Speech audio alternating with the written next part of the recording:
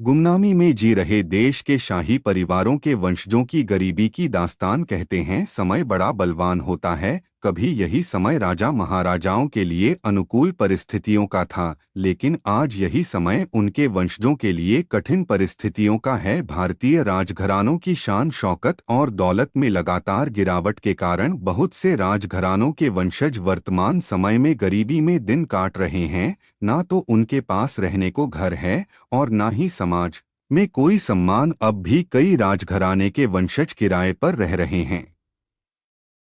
जियाउद्दीन तुसी बहादुर शाह जफर के वंशज आखिरी मुगल बादशाह बहादुर शाह जफर की छठी पीढ़ी के वंशज हैं। जियाउद्दीन तुसी किराए के मकान में हैदराबाद चंचलगुड़ा के निम्न मध्यम वर्गीय इलाके में गुमनामी में रह रहे हैं।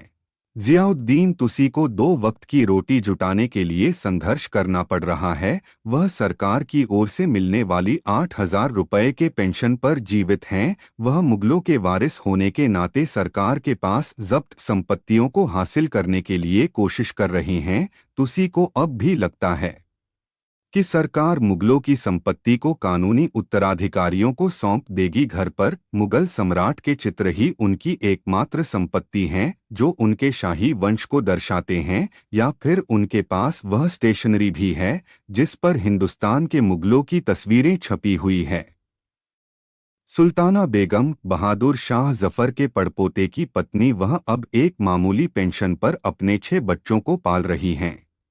शौहर मिर्जा मोहम्मद बेदार बख्त के जीवनकाल में सरकार ने उन्हें 400 रुपये पेंशन जीवन बसर करने के लिए दी थी। 1980 में शौहर की मौत के बाद पेंशन बंद हो गई तो उन्हें अपने एक पुत्र व 5 बेटियों की परवरिश के लिए कोलकाता के डॉलीगंज इलाके में चाय की दुकान खोलनी पड़ी। 1981 में पश्चिम बंगाल सरकार ने उन्हें 2 कमरे का सरकारी मकान दिया, जिसे 1983 में वापस ले लिया गया।